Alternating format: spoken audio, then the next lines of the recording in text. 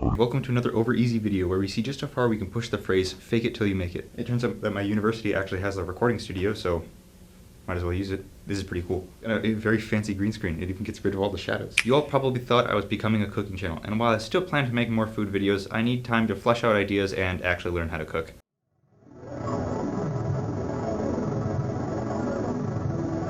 My friends and I played a Pokemon draft battle. A Pokemon draft battle works by having a group of players who each take turns selecting a Pokemon, and when one is selected, no one else can use it. Limiting the selected Pokemon makes teams very creative, and in my experience was some of the most fun I had with Pokemon in a very long time. We played with our own special rules that mostly dealt with what legendaries we could use. The rules were based on the official rules for competitive Pokemon battles, but with an adequate twist for YouTube clickbait. In the draft, we all got to choose 8 Pokemon in total.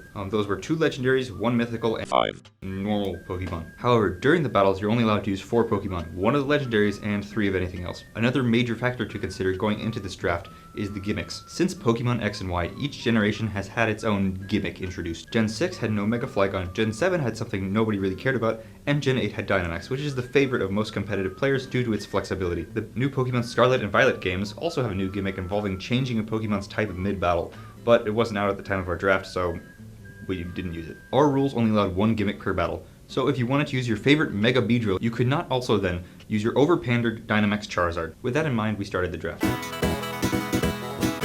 The draft started by picking the 2 legendaries, the 1 mythical, and finally the 6 normal Pokemon. The order for choosing legendaries was randomly generated and used a snake pattern, meaning for the first pick, it went down the list just from positions 1 to the end. But then the last person gets to choose twice in a row, and then it goes backwards up the list. So whoever chooses first also chooses last. But don't worry, there are plenty of overpowered legendaries for everyone. I ended up getting Kyogre and Lunala. Next was everyone's pick of their mythical Pokemon. A new order was decided and drafting began. I wasn't really sure what I wanted going into this. A few of the mythical Pokemon are known for having pretty strong strategies tied to them, but a lot of them felt very gimmicky and I wasn't particularly excited to use any of them. I ended up settling on Deoxys because its different forms would ensure that it could adapt to whatever the rest of my team was. And finally, the 6 random Pokemon were drafted.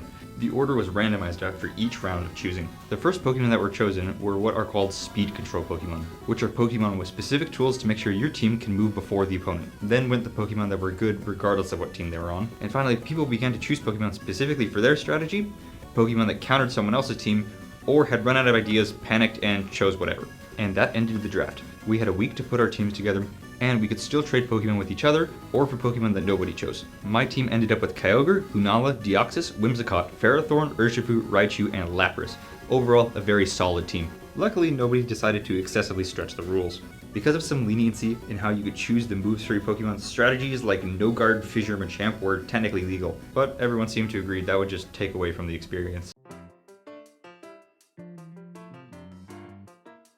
I went through a lot of different ideas while building my team, putting special care into choosing each member's moves and items, and finally settling on something I thought was very versatile. It would mainly center around Kyogre, and attempt to support it by manipulating it or the opponent's speed, or just one-shot the threats before they could do anything.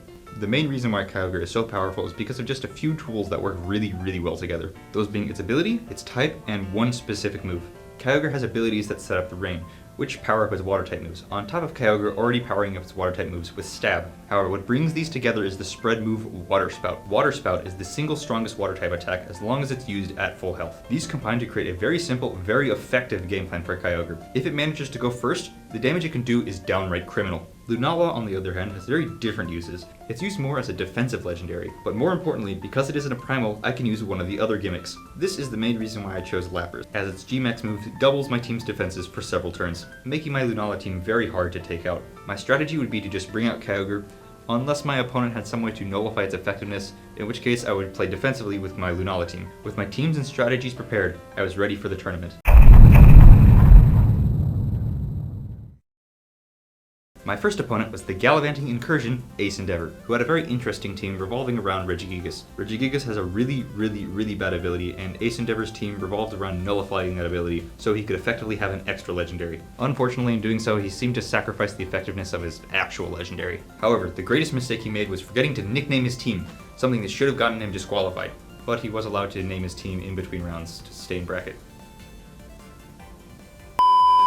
Although I lost one game because Carlos's extreme speed didn't finish off the Regigigas, Ace Endeavor wasn't able to keep up with the massive offense my team brought, and I walked away victorious.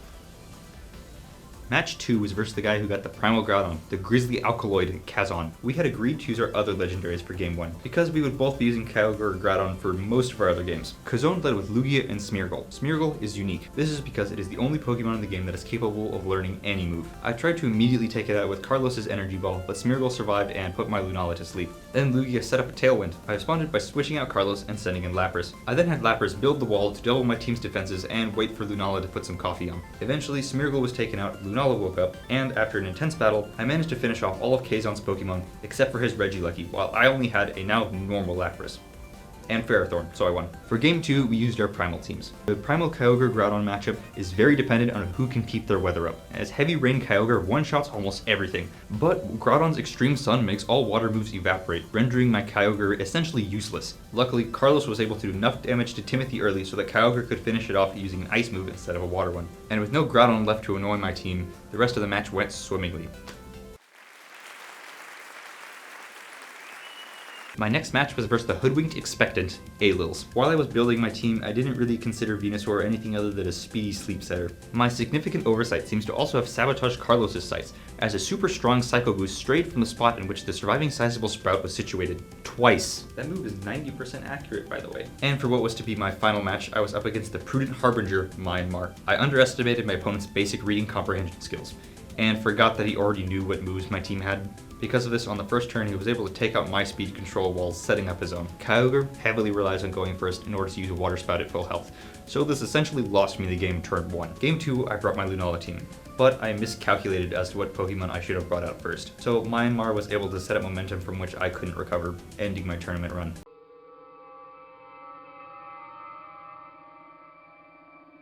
While I didn't do as well as I would have liked, this was entirely for fun and everyone seemed to have a good time.